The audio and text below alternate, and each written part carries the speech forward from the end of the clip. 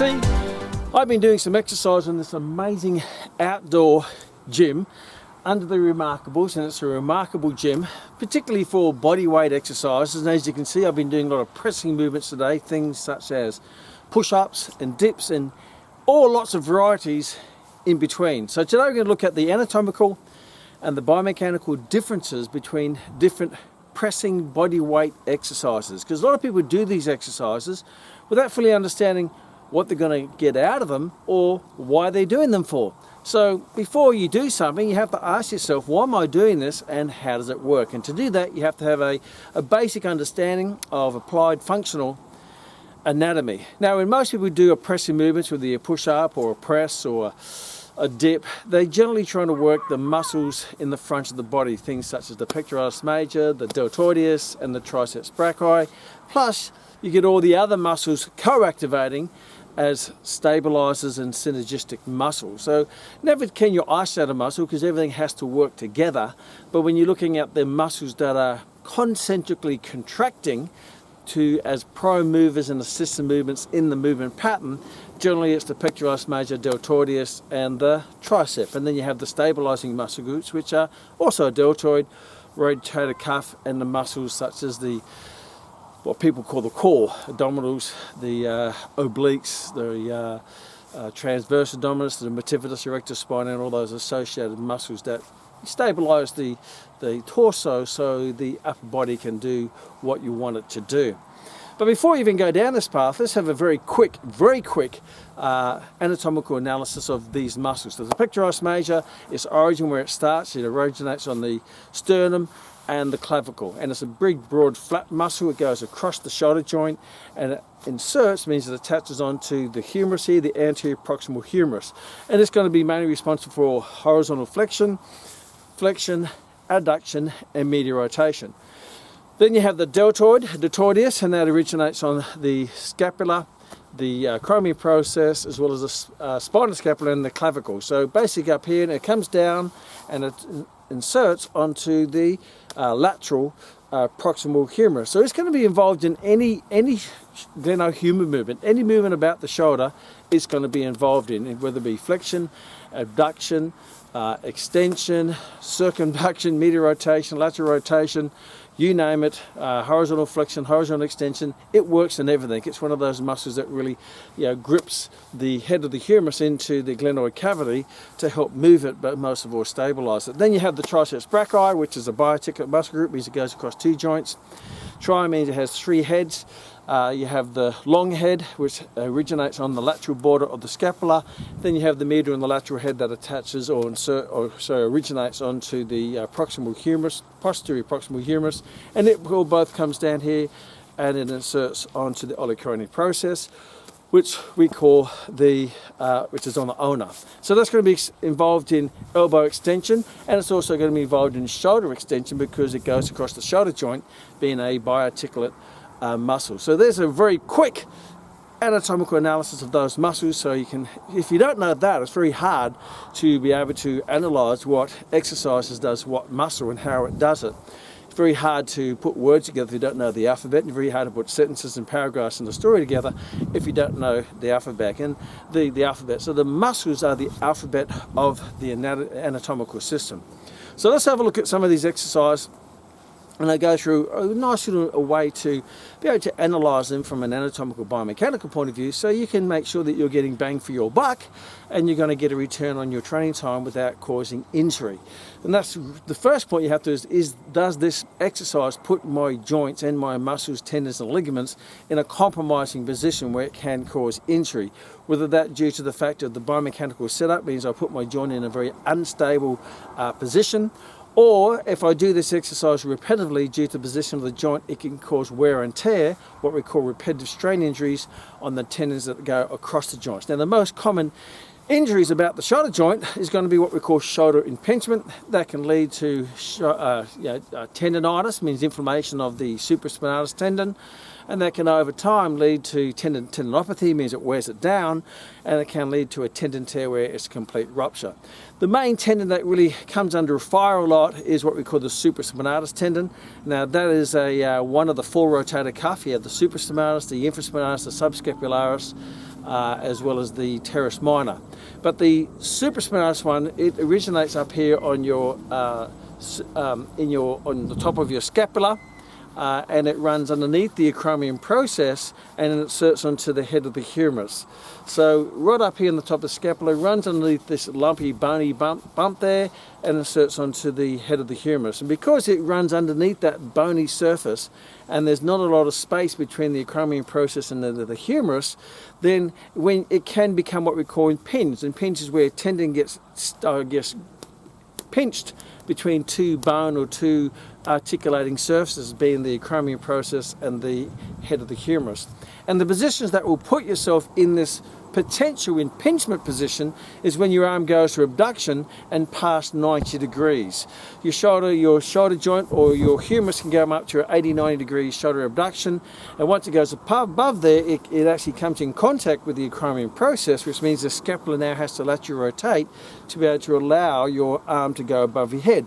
I guess it's like the rotation of the base of a crane to let the arm of the crane go above this position. So the arm can go to there, but if it needs to go any further, the base of the crane has to rotate. Lateral rotate means the scapula to take it above. Which, when it goes up to that position, that's where the two bones are coming together and there's potential for impingement. Now your shoulder's designed to do that, however it's not really necessarily designed to do that under heavy loads, because it's not really a weight bearing joint, it's more of a mobility joint to throw rocks and spears back in hunter and gatherer days, or to reach things or put pillows up on shelves, but it's not designed to do heavy lifting above the head, due to the fact that it's a very shallow joint. The glenoid cavity is a shallow joint and the head of the humerus sits in there, so it's made for mobility, not stability. So anything heavy above the head is going to put a fair bit of strain on the glenohumeral joint. So heavy shoulder presses and things like that probably is not advised, because that joint is not designed to do that, and obviously that could lead to injury. When you go up to this position, for example, that's also what we call not just impingement, but also when that lateral rotation, that is how you dislocate your shoulder joint. So if I want to dislocate my shoulder joint, I abduct it, lateral rotate it, and that's the dislocation position. So it's also very unstable. But if I might keep my arms medially rotated, such as I do push-ups and so on, then hey, I'm away from that dislocation position. But I'm also in that classic position of impingement, because impingement particularly comes when I abduct and medially rotate. Because when I medially rotate, I rotate the supraspinatus around to sits right on top of the head of the humerus, so it lays directly underneath the acromion process. So anything up in this position here is shoulder impingement. So in the gym doing dumbbell side raises or front raises, then you're basically grinding that tendon away between those articulating surfaces, being the acromion process and the head of the humerus. And most injuries come from not just impingement, but from repetitive strain. So doing that regularly, doing it repetitively, doing it frequently with a load over time will wear and tear that tendon out. That will lead to tendonitis and tendinopathy, and then eventually you get a bit of calcification of the tendon, and then that can lead to dramatic things such as frozen shoulder, which is what we call capsulitis, or can even go to a complete tendon tear. So the number one rule when you exercise, you want to make sure that you exercise safely, that you're not contributing to a possible ongoing concern or injury that you may get from that wear and tear, that repetitive strain through the exercise.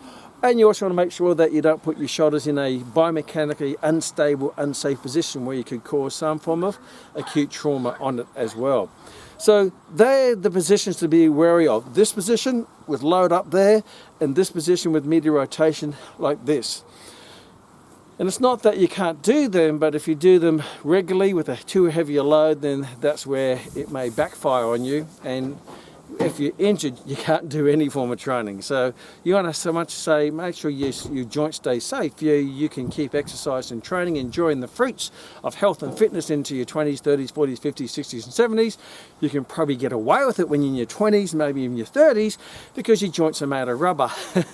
Not literally, but they're very durable. But over time, when they wear and tear, when you get to my vintage, I'm in my 50s, approaching my 60s, then yes, I've got lots of underlying injuries that I started to develop when I was in my 20s, and now they're starting to bite my bum now in my 50s and going into my 60s. So I have to be even more super careful, but I know where those injuries came from. I know the origin of them from the things I started to do in my 20s. So if you're in your 20s now, learn from someone who's in his 50s and 60s so you don't end up injured, worn out, tendonitis, itis all over your body, and you can't do the things that you want to do in the second half of your life.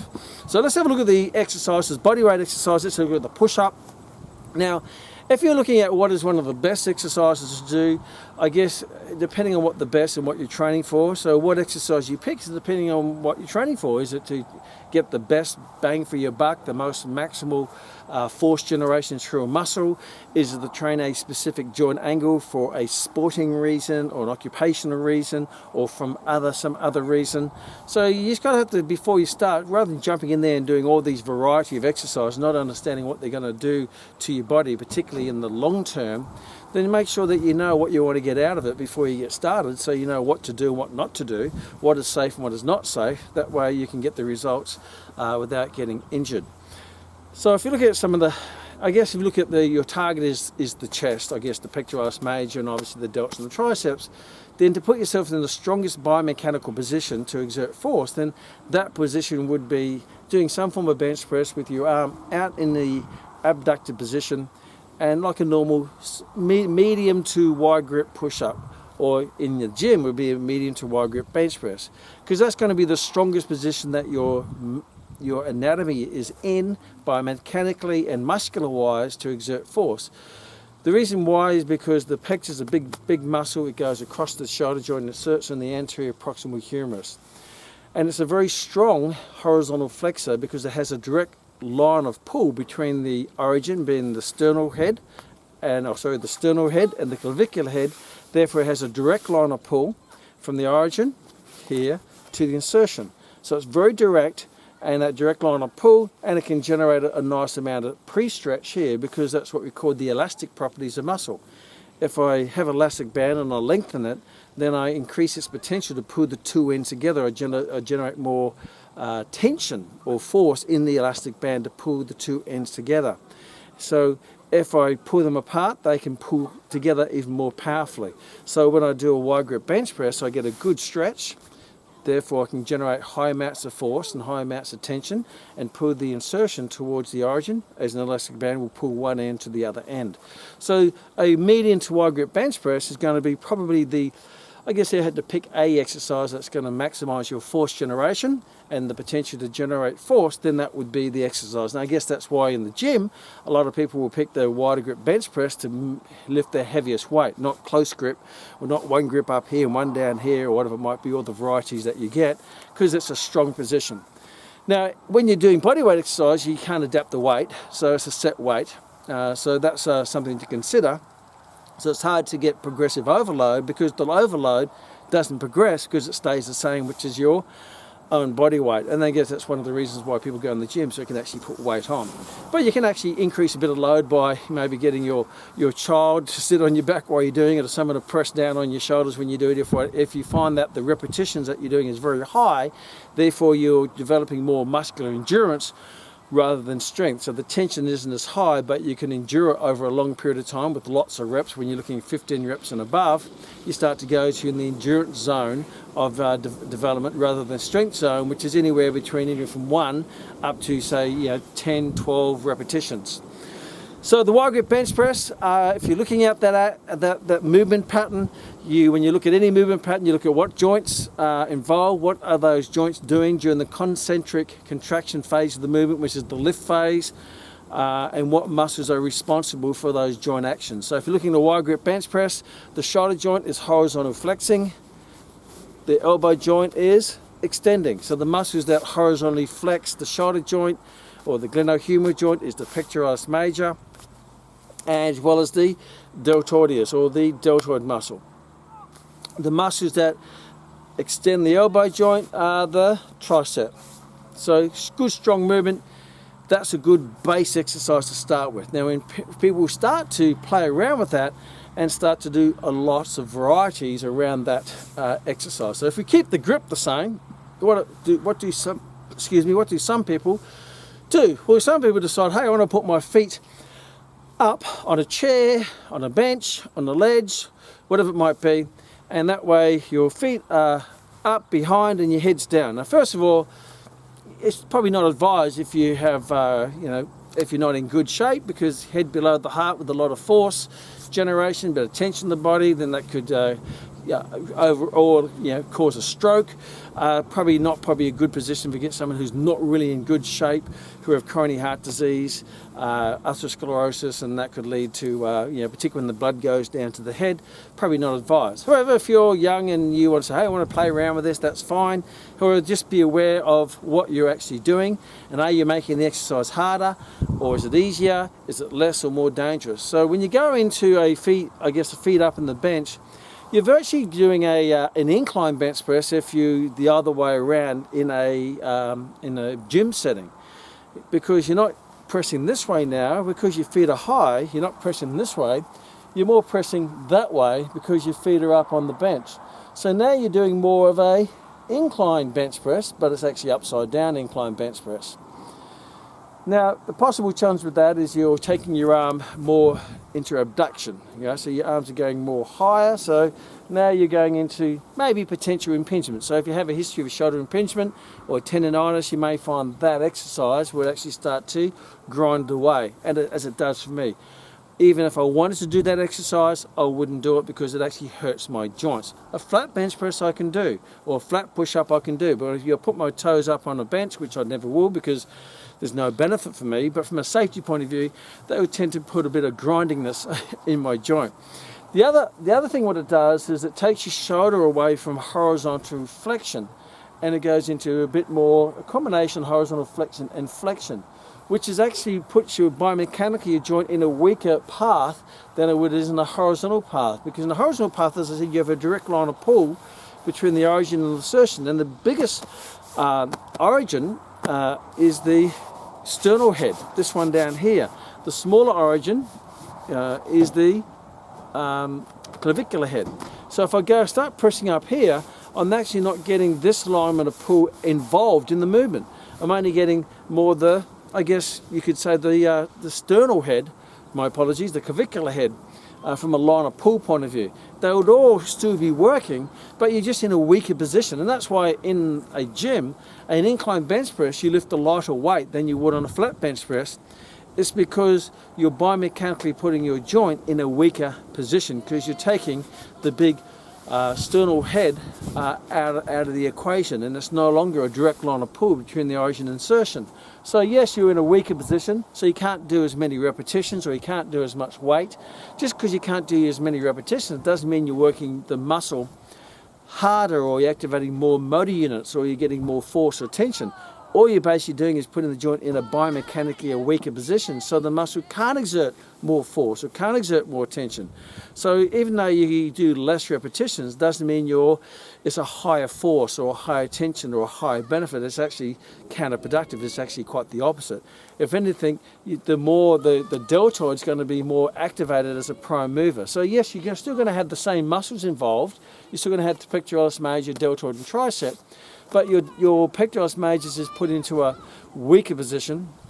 Your deltoid has to take up the slack a bit more, and maybe your tricep has to take up the slack a bit more. And it's not that they're working more, it's just that they just have to take up the role of a bit more of the prime mover. Because when you do a flat bench press or an incline bench press, the prime mover means the main muscle that contributes to the overall movement outcome is the bigger muscle, which is the pectoralis major. Deltoid is the assistant mover, where tricep is the prime mover across the elbow joint. So going to putting your feet up straight away, probably not good for someone who's not in great shape, because the fact that it's uncomfortable for them. B, if they got any coronary heart disease or things like that, then that could spark a stroke, if you're going to be doing that. And also, if they've got a bit of wear and tear, it puts their joint in that articulated, compromised position where you get slightly more impingement.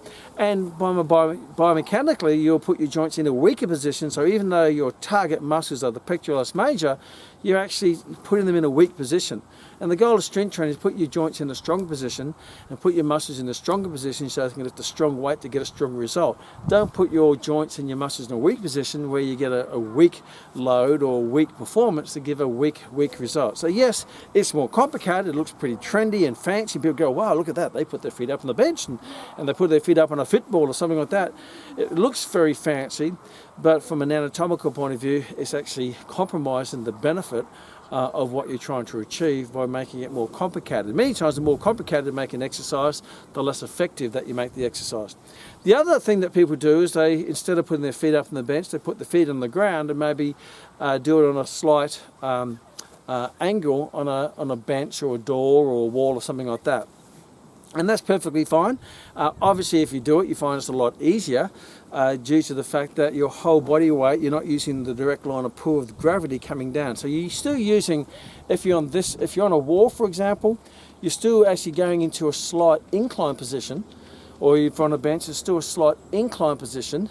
So some people may find it a bit compromising in the joints due to the fact that your shoulder goes into a bit of a extra abduction, so you've got a horizontal flexion with a bit more abduction and flexion in this position, and because you're not all the way down, you don't have a direct line of pull between gravity and your body weight. It actually makes your body weight a bit lighter, so the load is a little bit easier to lift when you're doing that exercise. It may be an exercise that you do if you can't do full push-ups, or you don't want to go down to the ground because it's awkward getting down and up. People who are a bit old and jointy and all that bit, they want to do it on a bench or something like that. That's perfectly fine. But you may be aware that you're also taking that shoulder into a bit more shoulder impingement, abduction with a bit of flexion. Then that could be a bit grindy on the joints. But you just have to sort of adapt and play around with it to see, okay, is this giving me the outcome that I want, or is it compromising my joint, and is it giving me the load and the performance that I want for the exercise? So that's doing a bench press, more upright on a box or a table or something like that, makes it a little bit easier. So that's keeping the position here. Now you could actually bring the position in and out. So what happens when you bring your hands in and out?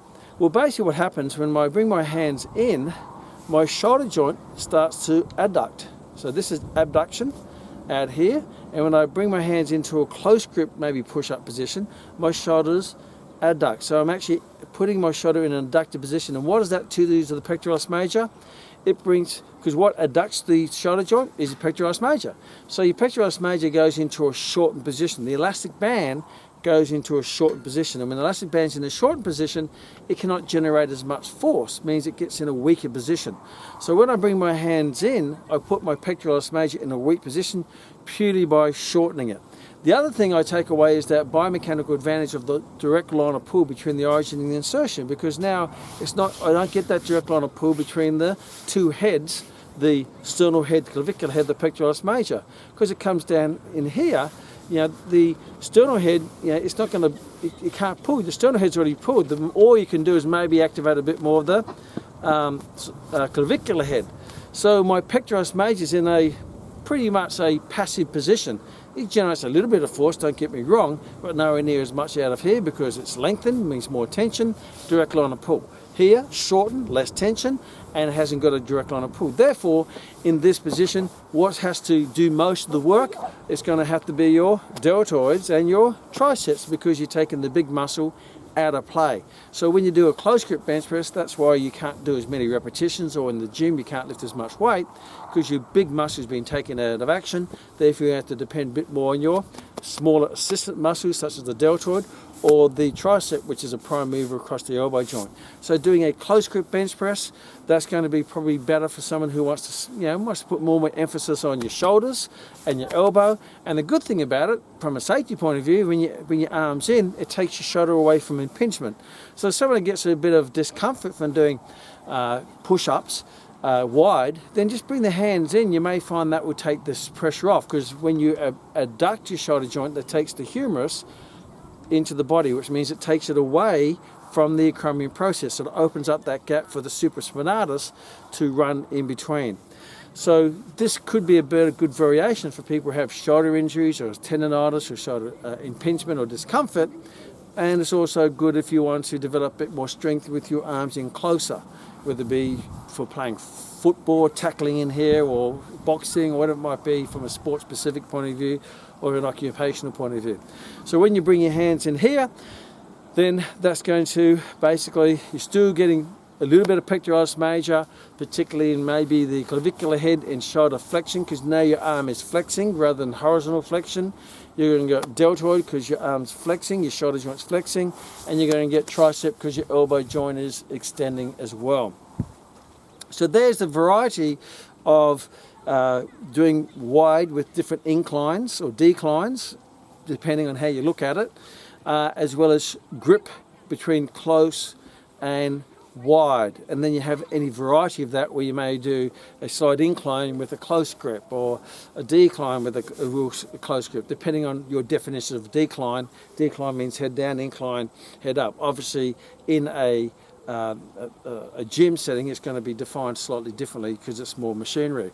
The other exercise that a lot of people do is dips, doing the dips. Now there's a variety of dips. There's a dips you can do on a bench where your hands are behind, doing the dips where you see a lot in circuit training because they don't have the equipment, they may have boxes or chairs. Now if you look at the joint movement of that, you've got your shoulder and elbow moving, as well as stabilization of your scapula, which I haven't mentioned too much of that up until now. I just assume that that's a stabilizing at the base of the crane. I'm not going to get too technical. I'm just going to focus more on the prime movers and the assistant movers rather than the stabilizers. But when you look at doing a dip, this position, you've got shoulder, which is basically flexion. It's obviously coming from a super extended position into a flex. You're flexing it back into a neutral position. I guess that is flexion. And the elbow is extending. Now, what muscles flex the shoulder joint? By all means, you've got the pectoralis major again. We'll be working in there, and your deltoid, that's going to be a shoulder flexor, and your elbow is a shoulder flexor, and your tricep is going to be your elbow extender. So when you're doing this exercise, that's fine. Just be aware, however, because your whole body weight is sort of on your, trying to push your shoulder, your humerus that way, and it's trying to push your humerus up against your acromion process. And if you don't have good scapular strength where you can hold the scapula down when you're doing it, and you end up doing this rather than this, then you find that you're going to lose control of your base, which is your scapulothoracic joint, and then you're going to start to will not have the good stabilization of the joint to keep the head of the humerus, controlled away from the acromion process. So a lot of people will find they'll get a bit of impingement and discomfort because you're compressing the two articulating surfaces together through the weight of your body, going in this position here, which seems quite unstable and uncomfortable, and you're going to find that could be quite painful and uncomfortable. The other thing is anyone who have a bit of long head bicep tendonitis, which is another common injury about the shoulder joint, because you're going to this almost a hyperextended position of the shoulder joint, your bicep tendon gets overly stretched. It also can run underneath the acromion process. That can cause a bit of a tendonitis, tendinopathy, and eventually obviously pain down the track, surgery. So just be aware that this position here is not always comfortable for some. It's good, it's comfortable for strong young people who have the ability to do it, but if you're not, you're going to find that's going to be an uncomfortable position, particularly when your arm's way back here into this hyperextended position. And when you're hyperextended, all these muscles are overly stretched. And when you overstretch a muscle, like if you overstretch a elastic band, it actually becomes weaker. You're actually overstretching it. So elastic band will get stronger, then you overstretch it till it breaks. A muscle, the length tension curve we call it, you lengthen the muscle, it gets stronger in its capacity to generate force and tension, but then it actually starts to decline when you overstretch it. And basically that's got to do with your actin and myosin filaments in the muscle, and those actin and myosin filaments spread so much across, the cross bridges, there's not as many cross bridges connecting those sliding filaments to pull the muscles back together again. Again, I won't open up that box of confusion. I'll save that for another session. So dips on a bench with your hips forward, just be wary of that. The other one is normal dips on a dip bar. They're perfectly fine, again, if you have the strength to do it. Because you don't have control of the weight, your body weight is your body weight. So more weight whether it be 70, 80, 90 kilograms, that's the weight it is. So if I don't have the strength to stabilize that, then that load is going to go through the joints. It's not like in a gym where I can adapt the weight to accommodate for my strength or lack of strength and I can build it up. I have to start at my body weight. So if you don't have that strength at the start, you may find you may injure or compromise or cause discomfort to the joint. So in this position, when you're coming down, again, all your body weight is pushing your humerus up towards your acromion process. And if you don't have good stability about the shoulder joint, the scapula, to hold it down and strengthen the glenohumeral joint to control it through your rotator cuff and your deltoid, then you're going to find those two bony surfaces are going to grind together and cause discomfort. But when you're doing a dip, if you do have the strength, it's quite a good exercise. Obviously, you go to a depth that is comfortable for you, because you find as you go lower, some people may lose control of the joint, and then you lose control of the joint because your muscles aren't strong in that joint range, and the stress tends to go into the ligaments or the tendons as well as the articulating surfaces. So just be aware of depth and build it up slowly until you can do them with good form, good technique, and with great control, so you can control the movement through your muscles, not bouncing it through your joints. A lot of people will do that. They start to bounce things around, or when you bounce things, muscles aren't controlling it, momentum and gravity is controlling it, and then the impact of the extension and the exchange of the movement will go through the joint and cause some injury. Now, if I go into the width of the dip, whether it be wide or close, again, that's very similar to in a bench press. So the wider I go, obviously I've got a greater line of direct line of pull between origin and insertion. I'm going to get a bit more of a stretch on the pectoralis major due to going the arm into abducted position. So I'm going to probably be a bit stronger in the wider position dip. And as like a push up, as I mentioned, as I come closer, then the pectoralis major, as I said in the push up, it shortens.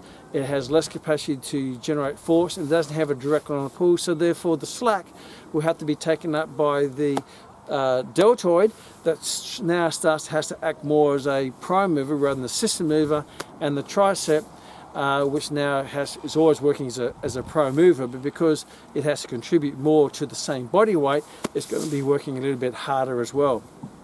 But also remember that you only got your own body weight to control. So you may mix it up. My suggestion is, if your joints are healthy, you can do a variety of things, and pick a wide and pick a close exercise for, maybe you've emphasized a bit more on the chest, if that's what your pectoralis major, and a bit closer if you want to have a bit more strength in close, maybe do one set of one and one set of the other. But when you start to take your joints into these abnormal positions, like people do push-ups up here, now you go into that impingement position, when they have their arms up here, or they have their hands so close in there, or they push them out here, all these really odd positions. And when you do them, you find they're really odd, and they're great party tricks if you can do them, but remember, those awkward joint positions, your muscles aren't in a strong position to stabilize the joints to do them. And yes, some people can do them, as gymnasts can do Roman rings and do all the high bar and all the tricks there, but you find a lot of the time those people, when they get to their 40s and 50s, their joints are pretty well blown from all the crazy things they're doing when they're younger. So if your goal is to train for fitness and health and well-being, and you want to do it safely with longevity, then pick good, safe exercises that put your muscles and your joints in a strong position so you can lift a strong weight, so you can get a strong result. And if you do that, then you're going to be exercising all your life rather than a short burst of hyper crazy exercises trying to prove something. I don't know who you're trying to prove it to, and then you end up falling off the wagon because your joints blow out or you get tendonitis or injuries, and I see it all the time.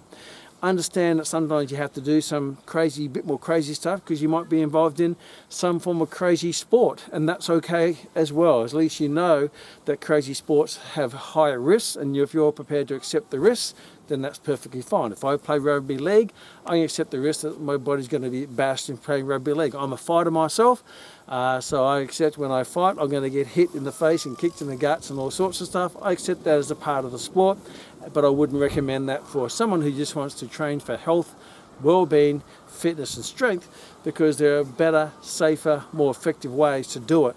And that is the Kman, and I'll see you in the next one with some more exercises.